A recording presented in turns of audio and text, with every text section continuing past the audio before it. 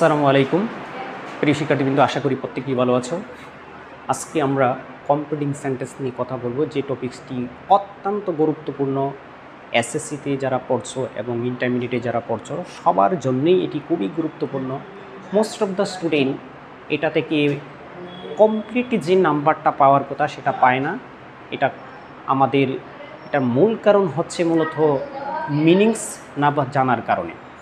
তো আমরা অল্প মিনিংস জানার পরেও কিভাবে এটা ভালোভাবে আনসার করতে পারি সেই জিনিসটা অতি সহজভাবে এখানে উপস্থাপন করা হবে। প্রিয় শিক্ষার্থীবৃন্দ, আমরা এটা একটু লক্ষ্য করি, ভালোভাবে দেখি জিনিসটা কি হয়। আমাদের দেখা যাচ্ছে বিগত সাল অ্যানালাইজ করলে দেখা যায় কম্পিটিং সেন্টেন্সের ক্ষেত্রে মোস্ট ইম্পর্টেন্ট একটা রুলস হচ্ছে কন্ডিশনালের রুলস, অর্থাৎ এটা হচ্ছে ইফের রুলস। অর্থাৎ ইফ থেকে এসএসসিতে বলো এইচএসসিতে বলো ওই দুই পরীক্ষাতেই ইফ থেকে প্রশ্ন আসেই। আর এই ইফ থেকে যেহেতু আসে সেহেতু ওই ইফের নাম্বারটাকে কীভাবে আমরা সহজভাবে পেতে পারি সেই জিনিসটাই আমরা আজকে এখানে আলোচনা করব। সেই আলোচনাটা আজকে দেখি। তাহলে ইফের সিনোনিম ওয়ার্ডগুলো হতে পারে আমাদের ওইগুলো হচ্ছে ইফের সিনোনিম ওয়ার্ড। ইফ কথার অর্থ আমরা জানি যদি হ্যাড ইফের জায়গায় যদি, অর্থাৎ ইফটাকে সেন্টেন্সের শুরুতে হ্যাডও যদি থাকে সেন্টেন্সের শুরুতে তখন এটা ইফেরই কাজ করবে। ইনকেস তাকে আমাদের সেন্টেন্সের মধ্যে এটাও যদিরই কাজ করে, প্রোভাইডেড দ্যাট থাকে ওইটাও যদির কাজ করে, এবং আনলেস তাকে সেন্টেন্সের মধ্যে ওইটা কাজ করে হচ্ছে যদি না অর্থে। অর্থাৎ এখানে ইফের ওই যতগুলো ওয়ার্ড আমি ইফের সাথে লিখেছি সবগুলাই হচ্ছে কন্ডিশনালের একটা অংশ। তো কন্ডিশনালের অংশটাকে আমরা তিনভাবে পড়া যায়, সেটা হচ্ছে first conditional, second conditional, third conditional. First conditional, second conditional, third conditional. First conditional কি? B1, অর্থাৎ ইফের পরে সাবজেক্টের পরে যদি B1 থাকে এটাকে বলে ফার্স্ট কন্ডিশনাল। ইফের পরে সাবজেক্ট এরপরে যদি B2 থাকে তখন সেটাকে বলা হয় সেকেন্ড কন্ডিশনাল। ইফের পরে সাবজেক্ট এরপরে যদি হ্যাড প্লাস B3 থাকে তখন সেটাকে বলা হয় থার্ড কন্ডিশনাল। এই তিনটা কন্ডিশনাল থেকেই মূলত আমাদের প্রশ্নগুলো করা হয়। আরেকটা কন্ডিশনাল আছে যেটা হচ্ছে জিরো কন্ডিশনাল থেকে কখনোই প্রশ্ন হয় না এসএসসি বা এইচএসসিতে, এই জন্য আমাদের এটা আলোচনার ব্যাপার নয়। তো এখানে আমরা ইফের সাথে আমরা এখানে অনেকগুলো ওয়ার্ড পেয়েছি, সবগুলো ওয়ার্ডের একই নিয়ম, শুধু আমাদের সিস্টেমটা হচ্ছে ওই জায়গাটা একটু মনে রাখা। প্রিয় শিক্ষার্থী, এখানে আমরা যে জিনিসটা সবচেয়ে বেশি মনে রাখবো সেটা হচ্ছে ইফের সাথে কত নাম্বার ভার্ব রয়েছে, ইফের সাথে কত নাম্বার ভার্ব রয়েছে সেই জিনিসটা শুধু তোমরা যদি ভালো করে বুঝো তাহলে আনসার করা একদম ইজি হবে। তাহলে ইফের সাথে ভার্ব থাকতে পারে তিন ধরনের। এক হচ্ছে ইফের সাথে B1 থাকতে পারে, ইফের সাথে B2 থাকতে পারে, ইফের সাথে হ্যাড প্লাস B3 থাকতে পারে। অর্থাৎ আমরা যদি ইফের সাথে যদি B1 পাই তাহলে আমরা কিভাবে আনসার করব, ইফের সাথে যদি B2 পাই তাহলে কিভাবে আনসার করব, ইফের সাথে যদি হ্যাড প্লাস B3 পাই তাহলে আমরা কিভাবে আনসার করব। ওই জিনিসটা যারা জানবা তারাই এটা ভালোভাবে পরীক্ষা আনসার করতে পারবা। আচ্ছা, এবার দেখি ইফের সাথে যদি B1 ভার্ব পাওয়া যায় পরীক্ষার হলে তাহলে তুমি লিখবা হচ্ছে, প্রথমেই লিখবা হচ্ছে সাবজেক্ট, এরপরে লিখবা হচ্ছে উইল, এরপরে হচ্ছে B1। অর্থাৎ রুলসটা হচ্ছে ইফের সাথে যদি B1 থাকে তাহলে উইল প্লাস B1 লিখতে হয়। ইফের সাথে যদি B2 থাকে তখন উড প্লাস B1 লিখতে হয়। ইফের সাথে যদি হ্যাড প্লাস B3 থাকে তাহলে উড হ্যাভ প্লাস B3 লিখতে হয়। আমরা জানি কম্পিটিং সেন্টেন্সের ক্ষেত্রে, এই ইফের ক্ষেত্রে বিশেষ করে আমাদের শুরু করতে হবে কি দিয়ে? সাবজেক্ট দিয়ে, শেষ করতে হবে হচ্ছে অবজেক্ট দিয়ে। যেহেতু ওই দুইটা কথা কমন সেহেতু আমাদের ওইটা মুখস্থের ব্যাপার নয়, আমাদের মুখস্থের ব্যাপার হচ্ছে ও এতটুকু অংশ। এই অংশটুকু যারা মুখস্থ রাখতে পারবো তারাই এটা ভালো করতে লিখতে পারবো ইনশাল্লাহ। তাহলে আমরা দেখি ইফের সাথে যদি B1 থাকে উত্তর হবে উইল প্লাস B1। ইফের সাথে যদি B2 থাকে তাহলে উত্তর হবে উড প্লাস B1। ইফের সাথে যদি হ্যাড প্লাস B3 থাকে তাহলে উত্তর হবে উড হ্যাভ প্লাস B3। তাহলে আমাদের ওই অংশটুকু একটু ভালো করে যদি ওই জায়গাটাকে যদি আমরা ভালো করে ক্যাপচার করতে পারি তাহলে আশা করা যায় কন্ডিশনালের যতগুলো সেন্টেন্স আমাকে দেখ না, যেভাবেই দেখ না কেন, সবগুলাই আমরা ভালোভাবে আনসার করতে পারবো ইনশাল্লাহ। তাহলে আবারও বলছি, ইফের সাথে যদি B1 থাকে তাহলে উত্তর হবে উইল প্লাস B1। ইফের সাথে যদি B2 থাকে তাহলে উত্তর হবে উড প্লাস B1। ইফের সাথে যদি হ্যাড প্লাস B3 থাকে তাহলে উত্তর হবে উড হ্যাভ প্লাস B3। এবং প্রিয় শিক্ষার্থী, এখানে লক্ষণীয় বিষয় হচ্ছে সাবজেক্ট এবং অবজেক্ট তিন ক্ষেত্রেই বসবে। এটা আমাদের বারবার বলার দরকার নেই এবং এটা মুখস্থেরও ব্যাপার নয়। দ্যাট মিনস এটা হচ্ছে একটা বেসিক সাবজেক্ট অবজেক্ট এখানে লাগবে। আমাদের মূল বিষয় হচ্ছে মুখস্থের ব্যাপারটা হচ্ছে will be one, would be one এবং উড হ্যাভ প্লাস বি3। এই জিনিসটা শুধু আমরা যদি মনে রাখতে পারি তাহলেই এই জিনিসটা একদম ইজি হবে। আবারও বলছি প্রিয় শিক্ষার্থীবৃন্দ, ইফের সাথে যদি বি1 থাকে তাহলে তুমি উত্তরে লিখবা হচ্ছে উইল প্লাস বি1। ইফের সাথে যদি বি2 থাকে তাহলে তুমি উত্তরে লিখবা উড প্লাস বি1। ইফের সাথে যদি হ্যাড প্লাস বি3 থাকে তাহলে তুমি উত্তরে লিখবা উড হ্যাভ প্লাস বি3।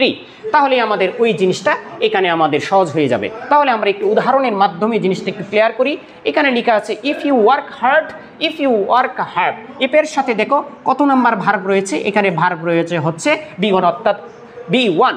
ইফের সাথে যদি বি1 থাকে তাহলে ওই দিক দিয়ে লিখতে হয় উইল প্লাস বি1। তাহলে ইফের সাথে বি1 এখানে পেয়েছি, সেহেতু আমরা প্রথম শুরুটা করব কি দিয়ে, সাবজেক্ট দিয়ে। সাবজেক্ট এখানে ইউ আছে সেহেতু আমরা ইউ লিখেছি।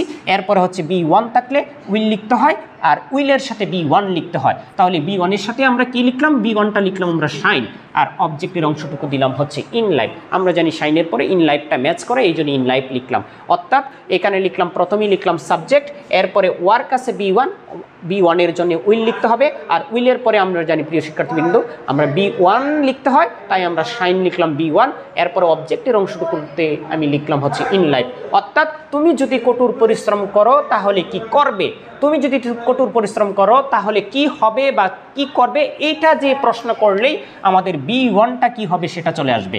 অর্থাৎ তুমি যদি কঠোর পরিশ্রম করো তাহলে তুমি জীবনে উন্নতি করবে, এটা হচ্ছে ওইটার সাথে সেন্টেন্সটা ম্যাচ করে, ওই জন্য এটা লেখা হলো।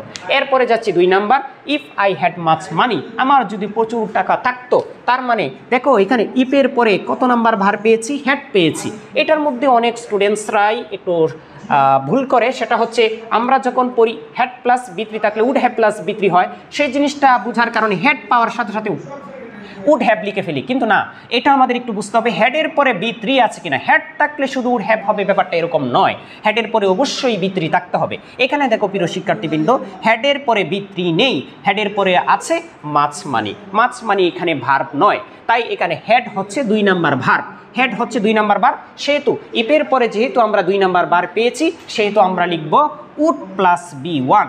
অর্থাৎ সেন্টেন্সটা যদি আমরা মেক করতে চাই তাহলে প্রথমেই শুরু করব আমরা হচ্ছে সাবজেক্ট দিয়ে। সাবজেক্ট এখানে আছে হচ্ছে আই, আমরা এখানে লিখলাম আই।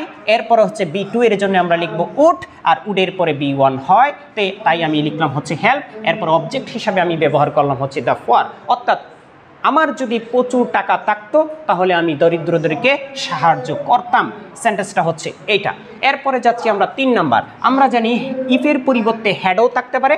ইফের পরিবর্তে যদি শুরুতে হ্যাড থাকে তখন এটা ইফেরও কাজ করে, হ্যাডেরও কাজ করে, এটা মাথায় রাখতে হবে।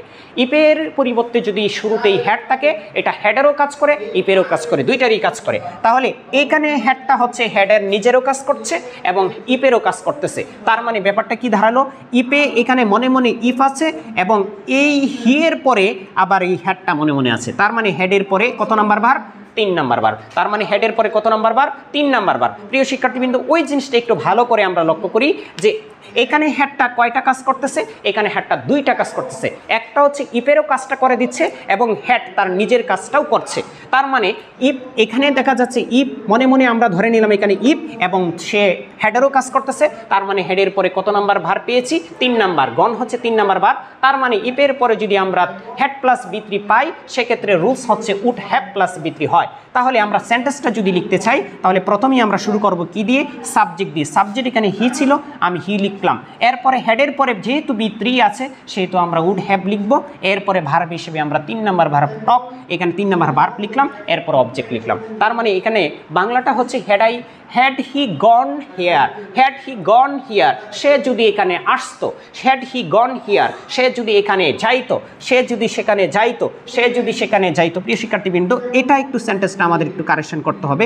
এখানে লিখতে হবে হচ্ছে দেয়ার, হ্যাড হি গন দেয়ার, সে যদি সেখানে যাইতো তাহলে সে আমার সাথে কথা বলতে পারতো।